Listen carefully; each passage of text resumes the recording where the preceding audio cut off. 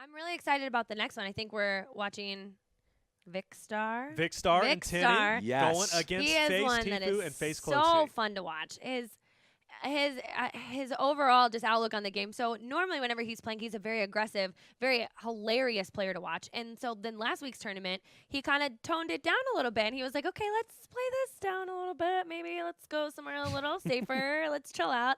And they still did pretty well, if I remember correctly. So he's definitely one that I've been so excited to watch. And going against the FaZe guys is one thing that's like, oh, that has to be so nerve-wracking. Both of these players are so talented at this game. Well, so just to give a little storyline, in the last tournament, we knew the FaZe guys were going to be good, and this was the team Landon was thinking, you know what, this is my sleeper team. This is the team I feel is going to go far in this game, right? Because FaZe Tfue, FaZe Cloak, they're on the FaZe team, right? We also seen a Space Lion who's on the FaZe team as well. A lot of the FaZe guys, they're a top-level team, and they came through in that last tournament. They ended up placing fourth. I think they ended up getting knocked out by, I'll have to double-check who they got knocked out by last time, but solid team, okay? So with that being said, Vikkstar and Tinny, they have their work cut out for them, but let this be known, guys, just to set it up even more, this is, in fact, a losers round match. So whoever wins this will be moving on in the loser final or loser bracket, and then whoever loses, of course, is going to be out.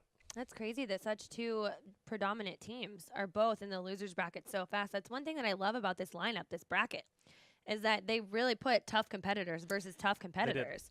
So to see people like FaZe Cloak and FaZe Tfue in the losers bracket so early on is crazy. Yeah. That's great. You know, these are random seeds, correct? Yeah. Going into it?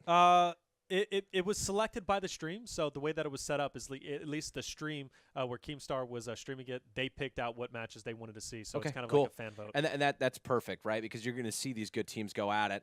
I would say in this matchup, Vikkstar, Tinny, probably going to be considered the underdogs. For those of you guys that don't know, Vikkstar is literally one of the nicest dudes I've ever met in my entire life. Love watching some of his gameplays on YouTube, especially, Allie, you were mentioning that C4 jetpack gameplay that he was absolutely dominating with. You know, I love to see stuff like this. This guy's a competitor as well. I've had some late-night gaming with Vikkstar in the past where we've been grinding, and we have that little, you know, sense of frustration when we lose some games. So it's good to see him get into this. Obviously, he's rocking it. Tinny, I mean, he's also coming out here to win, so this should be a good matchup between the two teams. The cool thing is we keep bringing it back to the positivity that we see in this community, and I feel like Vikkstar, his demeanor and he's such a funny guy, and so you constantly see him happy and he's laughing, and I feel like he's a little more serious right now with the amount that he's playing for, but I mean, he really is. I feel like once he gets in his groove a little bit, you'll see more of his personality show through, and the fact that he is a really funny, just really cool guy. And with that knock down below, it looks like they are, in fact, going to be tied. But, you know, we talked about FaZe Tfue and FaZe Cloak. We talked about that first round, how tough they were. And, in fact, their competition was really, really tough. In fact, they went against the TSM boys, Myth and Hamlins, that we saw face up against Nick, as well as Cypher, which Nick and Cypher ended up taking that victory. So, with that being said, that's a tough first match to take it over FaZe. And, of course, being in a loser bracket, it's not like they just whiffed, right? They had some tough competition, so I expect them to go even further in this loser bracket. We'll definitely see how they're going to perform, but all tied up now. But getting through Vikkstar and Tinny, I mean, you guys have been talking in the lead by 1. You guys been talking about it. They're in the lead by 1. There we go. That's pretty good for them. They got to be feeling good, especially against, seriously, when you talk about a powerhouse team, FaZe is the powerhouse team.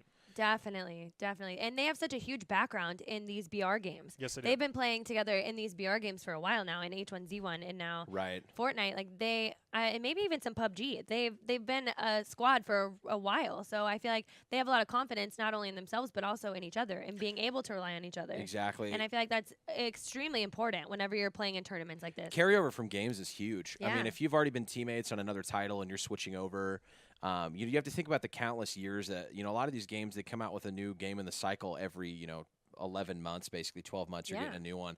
It's like those people are experienced in that aspect. So switching over to another game, learning teamwork, the aspects of it, you know, that's something that you really have to not only be willing to do, but if you get it down, you're going to have an advantage over other teams, even just starting off initially day one. And, you know, people like Vikkstar, you know, a lot of these big YouTubers, they do a lot of early capture for games, meaning they get their hands on stuff beforehand, they're playing, and after you do that for 4, 5, 6, 7 years, you get pretty darn good at almost every game that comes out because you're putting the time in. Sure. And you know, it's fun to see them come out and want to play and want to compete. And obviously, you know, Cloak and Tfue are just monsters. So Yeah, Now they've got 8 to 6. Well, they say Tfue is like honestly regarded as one of the best players in this game so far, and then Cloak is the team captain for the team of FaZe. And look, I mean, it's showing they currently have 8 kills combined total, so they're both doing phenomenally well and coming out relatively even. Of course, though, they're still only 3 up. As now we're going to be in Dusty Divot. We're going to see Tinny on your screen. I haven't seen much of Tinny, at least in the previous tournaments, so it's really good to kind of see his play style, see how he plays it out. Obviously, he's going to go ahead and dip out as he was in that gunfight. He's going to go ahead and go up, maybe try to get a little vantage point on the higher ground as Vikkstar pushed in. This is an opportunity for a lot of fights, right? A lot of damage as well as you see him taking massive damage. Yeah, that's a rough gunfight to take, though, because you are right on the edge of that divot. I mean, this is good for Vic because he's getting some help here from, Tinny, but you've also got that squad that's sitting in middle, and you have to worry about somebody rotating behind you, especially with that circle closing in so quickly. All those other teams are going to start to funnel in right behind you. Yeah, and with these sniper shots, you can hear them from a square and a half away, and there's a lot of big areas really close to here, Retail Row and Salty Springs being 2 of them, that you can hear these sniper shots from that far away, so you already know, like you were saying about cleanup, that these teams are already wounded, that they've already been fighting, that they might not have as much shield as you do, so other teams definitely hear this and want to come in and just clean it up. What do you guys think about the FAMAS in this game here? What do you think about the burst? I love it. I think it's a great addition to this game. So that's what I was talking about. I love the burst. If I had to choose, the FAMAS over the burst, the regular burst that we've seen, I'm choosing the FAMAS every time in terms of damage. As you see, they're all tied up 8-8. It's like a laser. It's like a laser, and the damage that it does is just disgusting, right? Like I said, I would still choose. I would still choose the Scar over the burst, but if I had to choose, man, the burst, by all means, I would use the FAMAS. I just think that, so I think the burst is great. It's almost like, I've actually been seeing some people use it, like rocking the burst and a Scar if they've got it. Yeah. Okay. Just because a lot of times you see people switch from that shoddy automatically to try to get those shots off. If you got a gold Scar in the back pocket, you're switching to it immediately. I mean, you can kind of have spray, a little less spray control. When you've got that burst, you've really got to be aiming in on whatever you're whatever you're aiming at, which is also why I really love the LMG, despite it being, Now you only saying that because of Ninja? No, I say that because I also really like to use it. I've been putting after the shotgun since day one. They kind of nerfed the double pump for a little while, and then it was like they had, the TAC sub was the wave, and then now I don't like the LMG. If that's all I've got, I'm rocking it. I really like the burst versus the Scar conversation whenever it comes to distance, because I feel like whenever it comes to like really far distances, when you see someone, the Scar's bloom is a little inconceivable. You can't predict that. As far as the burst, it's a lot easier to predict where your bullets are actually going to land at such far distances. Blue burst or bust, right? I mean, I love it. That's if I can have it in the back pocket. My brother makes fun of me all the time. I'll be like, I'll take that common burst over that AR because I'm so cheeks with trying to have spray control from across map, even with that first shot lead. It's so hard. It really is. So, yeah, I feel like that's a big conversation as far as burst versus Scar. So I could definitely see why people would rock both. Cloak, I mean, just took off another 3 kills in the back pocket. Wow. Trying to take this guy as he's jump padding. Yeah, we got a lot of engagements happening between both sides here, and he's got to watch out. That guy has a sniper, but of course he was on the open. He's not building. He's just running straight for him, trying to take him out, but he's going to pick up a nice, easy kill there. And that's going to put him at 8 total kills. So with that being said, they are now up 4 kills over Vikkstar and Tinny. Now, Vikkstar trying to go big here, taking some damage, going up with the jetpack plus the build. So that's pretty cool, right? He was building while using a jetpack. I like it, just like using the pop rocks. Goes in, but with that being said, he goes down. Luckily, he's able to dip through. Tinny might come through and be able to get this knock to pick Vikkstar up. But if he goes down now, with them already down in kills, this could spell defeat. But Tinny does, in fact, get that elimination, and that was big and crucial. But it's 12-9. I mean, Tinny did a great job of coming in there and helping that clean up with Vikkstar. I mean, you look at this. We still got 22 other players alive in the match. All 4 of these guys have held they've taken out a lot of people in this game itself. So, I mean, anybody they're running into seems to be getting swept. It's just all about, hey, we got the heals for Vic. Yes, obviously. Really, the only people holding blues are unfortunately going to be the FaZe guys. So it's going to be a rough end of the match here for Vic and Tinny. They're doing such a good job, though. I feel like they're really wiping it up. As far as Vic and Tinny, I feel so bad for them. They've been their backs against the wall this entire time, and now Tinny is going to go down. He actually went to go res Vikkstar while he had absolutely no health of his own. So Vikkstar coming up to 30 health and Tinny only having 16 really put them in a bind. But now it looks like maybe Vikkstar is going to be the hero of this situation. Get his teammate up this time and that jetpack play is it through. Just so clutch. I mean, if you're already a good builder, you add that element on top of it. Yeah. It's basically an escape tool, right, or an assist. I mean, you're kind of looking at it as more of a support role for yourself. build up, dropping ramps while you're falling off. You could jump as high as you want off the top, as long as you got a little bit of boost left in it. Boom, get that build and protect yourself while you're falling. It looks like we are sitting at 16 on the right for Tfue and Cloaksy. And then on the left, we have 9. So they've only picked up 1. Might pick up this other one. There we go. Beaming that player. See, if not able to get it just yet, that player literally has like 30 health left. So one more shot, and that guy is gone. They need to start picking up these kills and getting pretty serious, because at this point, they being down at least quite a few. What is it? How much are they down? 16 to 9? Down 16 to 10 now. So it's down 6 kills with how many engagements left? We have 14 more engagements left. So we're going to we're going to start seeing them on a mini-map kind of converge together. Now it's going to be a battle of who can get to the kill first. Yeah. Yeah, I mean, and it looks like Vic and Tinny are actually doing a really good job of getting to the kills. kills. They're holding their own. Yeah. And I mean, it's 12 to 16. So even if they do, even if they do go down a couple kills in this match, at least they're holding their own enough to where they could bring it back in the second match. But I do not want to count them out yet. They're still finding so many different engagements. Of course, as I say that, Vikkstar goes down. Yeah, he goes down from the back trying to jetpack it up. Of course, Tinny now in a very dangerous position, but still, though, doesn't get the knock. That player only had about 20 health left. He's going to go down. Vikkstar, Tinny, both down. They were already down in kills. I believe they had 10 kills total. We're looking at now 17 on the end of the FaZe boys, as they are still getting knocks left and right. With that being said, still 12 engagements remaining in this, or excuse me, only 10 engagements still remaining as Vikkstar and Tinny. They're still going to be counted as the 14 on the map. And now they're just going to start racking up these kills, showing what FaZe can do. There's that purple tack. There's another, and the purple tack. That's what you're saying, right? Purple tack is good. Jumped in. He was on the top of that build, engaged in a gunfight, manages to get that guy's build down, immediately switches back over to the Scar, pops him, and then just drops down on this dude with the same thing. Easy cleanup. You run out of your shotgun ammo, like you saw him there with that blue tack, just switches right on over. It's so fast. It's so satisfying to get a kill with it. And it's so versatile. You can knock down walls. You can come in and start spraying, like you said, with the shotgun.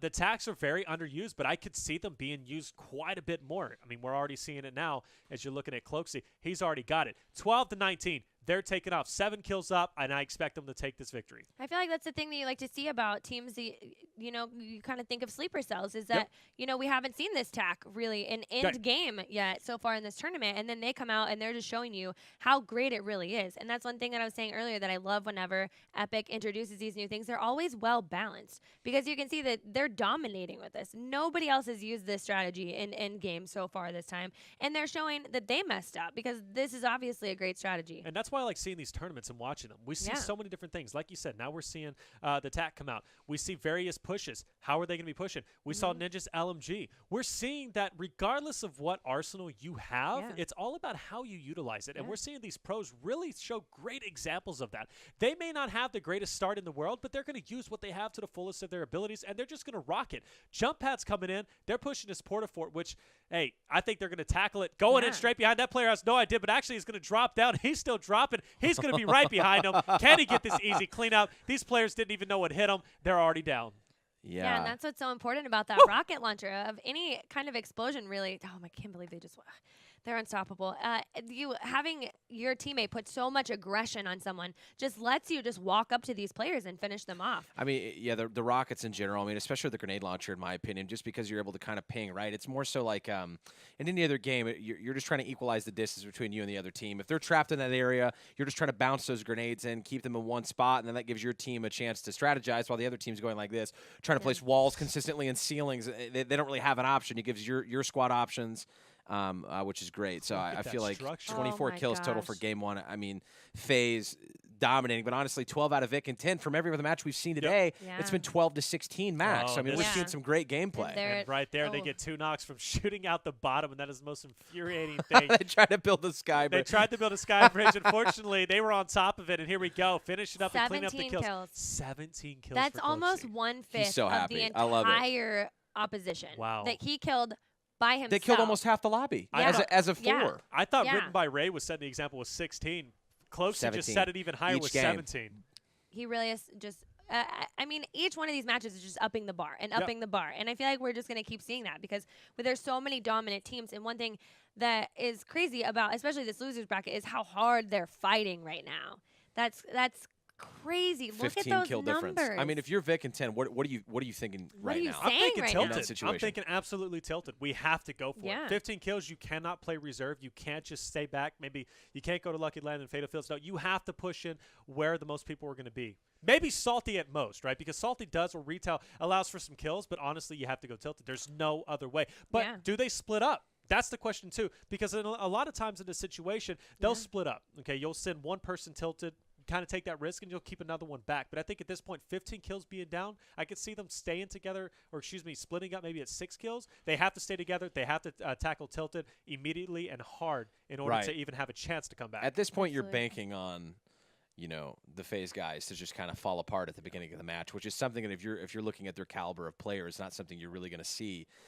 Which I think is why I like BR and Fortnite in general so much, is because there's so many different ways you can strategize to try to either rally a comeback, or if you're lucky enough to start from that neutral for a game 2, or if it's the start of a brand new match, it's like, okay, well, what do we do to counter the fact that these guys are some of the best slayers in the game? Yeah. I think honestly, I think Vic and 10 did about as good as they could have that game in terms of. I mean, it's 12 kills. It's 6 apiece. It's nothing to laugh at.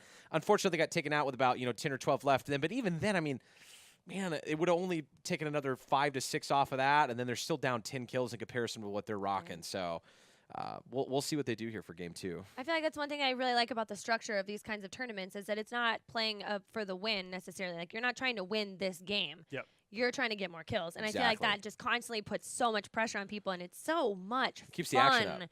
to watch Right. these teams just constantly push. I mean, like Nick Merckx going by himself off all Rambo with like 50 health earlier. Like, that's Right. so intense, and it's so fun to watch. And if you guys are just joining us, the way it works, you see they're all on the same team, but they're in fact playing against each other. They're not trying to kill each other, but in fact they're trying to kill the rest of the lobby. It's based upon how many kills can you get. So how it works, let's say FaZe, Cloak, and Tfue, right? They've got 27 kills. They acquired 27 kills in the last match. You're looking at the other ones, right? Vikkstar and Tinny, they got 12 kills. All you have to do is just go in, get your kills. Whoever ends up with the most kills by the end of 2 games, or maybe even 3 if it's forced to a third, ends up being the winner, and they move on in the tournament. But I also want to point out, too, the fact that FaZe right now is fighting in the loser bracket at this point and playing this incredibly well just shows how the competition for TSM, Myth, and Hamlin's is. I mean, come on. They beat this team? Yeah. And not just that, but one thing, they all 4 landed tilted. So at this point, Tfue and Cloaks, they're automatically like, okay, we've got this in the bag. There's no way. Exactly. If we let them land tilted, maybe they could bring it back a little bit. So they're saying, absolutely not. We're landing with you, and we're going to fight for those kills as well, which is a huge play coming from them. Exactly. They're trying to create pressure, because the less kills that you can give Vikkstar and Tinny, then they're literally just going to put the nail in the coffin. They solidify this win out of tilted. I mean, realistically, you're fighting for a total of maybe, 45 to 50 by the time you reach the other side of the lobby. Yeah, we saw. There it is. Tfue took a lot of damage there. He's going to be down to about 20 health. Of course, he will look like, I think he's going to get a slurp. Yep, and he's going to get a medkit at the bottom. So he'll be okay. He'll be able to live. 1 kill, though, for each team. We're going to see Cloak. He has 1 kill, and Tinny on the bottom screen there has 1 kill himself. But yeah, landing in tilted, this was a great strategy overall, and this is something that, honestly, I didn't see coming from them. But I don't know why I didn't see it in hindsight. I mean, because it makes perfect sense. I feel like that's something we definitely should have talked about that we all just kind of overlooked, because we were all focusing so much on Vikkstar and Tinny. Like, what did they do? And we all said, tilted. They have to go tilted. They have to go big. This is where they actually have to show up. And Tfue and Cloaks just came in and they said, well, we're showing up here too. Like, we're here for the party. We want some of the cake. Like, we're not just going to let you have this. And they're doing a fantastic job already putting some kills on the board, Yeah, the only way it could have potentially backfired on the FaZe guys is if they would have died, instantaneously. I mean, you did see one of them super weak at the beginning, but they're already rocking 3 kills to the 2. So now they're essentially ahead by 16 total kills. In the second game, you've got 57 other people here to try to make that comeback with. Definitely not impossible. We've seen crazier things over the course of the past couple weeks where, you've been hosting these amazing Fortnite Fridays. So we'll see what they can do. Also, I feel like grenades are underused. Yeah. Like, look at that. Boom. He throws a grenade, right? I've been saying that. Like, I'm so surprised that, some of these people haven't pulled them out of their back pocket and started launching them. And here's my perfect example as to why. Because if you can land them correctly, like, they're dominant. I mean, they're good for knocking down walls. They're knocking down buildings. And they're good for just pushes in general. I mean, obviously, you see a grenade coming at you. You have to run away, right? Yeah. So that's one of the things. Gold scar and advantage. he does get the gold. Now, that's cool. Wow. So he gets the gold scar. But still, with that being said, it's very close. If FaZe goes down at this point, point, it's still going to be an uphill battle for Vikkstar and Tinny. Yeah. But nonetheless, I mean, anything can happen here in Tilted. Tilted's such a volatile place. Yeah. So, but with that being said, hey, Vikkstar, he's living on the edge. He's still only at He's 40. having a good time. Look at this guy smiling right now. He's smiling. Yeah. Hey, how long is he going to be smiling for? He's at 45 health. I don't think that he's going to lose it. I think that he's one of those players that's just genuinely, he just enjoys what he's doing. He enjoys being in these tournaments. He enjoys like playing these games. And so I think that overall, like, you're going to see him happy this entire time. He's just a very happy person. And that's what we keep talking about with the positivity. It's so awesome to see guys like him dominating in this space because he is just an overall generally happy person. This team chem from FaZe is fantastic. It's crazy. I mean, just watching them the whole last game, just the way they're even building together, like it just feels like they definitely play together enough. I feel like that's something that's extremely underrated, especially for a lot of amateurs trying to come out from the scene. You know, especially when they start to open up for like open bracket events and stuff like that. Usually, what separates those AM teams from pro teams is not only communication, but secondly, do you even like each other when you game? Yeah. And then 3, how are you communicating these pushes? It just feels like you see stuff like this, and it's like, these are the kind of guys I want to look up to when it comes to skill, and what are they doing to make that difference? Yeah. And it's so great to see how many VOD options there are now for you to be able to watch all these people, because back in my day, it was, not too many options for you to check that out. So it's great to see that you get to watch these guys live every single day play it and figure out how to get better on your own as well, which is great. Yeah, and I feel like the team chemistry between them is just so real because they obviously carried it over from H1. And I feel like you wouldn't move from one game to another with a teammate if you didn't have the chemistry, if you weren't friends, if you didn't like them. So I feel like they already came into this game confident in each other. And, I mean, obviously already knowing each other's, like, strengths and weaknesses. And I feel like that shows through so much in their gameplay. They do a phenomenal job working together. And something just to point out, this is only half of the FaZe team. If they end up going 4v4 squads, right? This is only Tfue and Cloak, which, mind you, Cloak, he's the team captain. Tfue is one of the best in the game. You still have J-Omok and Spaceline to add on to that roster. Okay. And there we go. Tinny goes down. Yep, Tinny goes down. That's going to they're hurt. beating him. Wow. So Vikkstar, hey, it's not looking too good for Vikkstar and Tinny at this point. They're down a considerable number of kills. But going back to the original point, hey, this is only, like I said, 2 people with the FaZe. We're only seeing 2 people, Hamlins and Myth of the TSM squad. Imagine putting all these guys together on the same team, in the same room, in the same tournament. Yeah. What I'm excited about is seeing the types of players that we're going to see that are these aspiring pros come out when they do start these open bracket events, and like who's going to come out as unknowns and just absolutely dominate. It's the start of a game, right? These types of events UMG's putting on with Keemstar, it's awesome, right? Yep. You're getting to see all these players come out. A lot of them are kind of invite players and not professionals, but their personalities. What happens when you get everybody trying their absolute hardest? Yeah.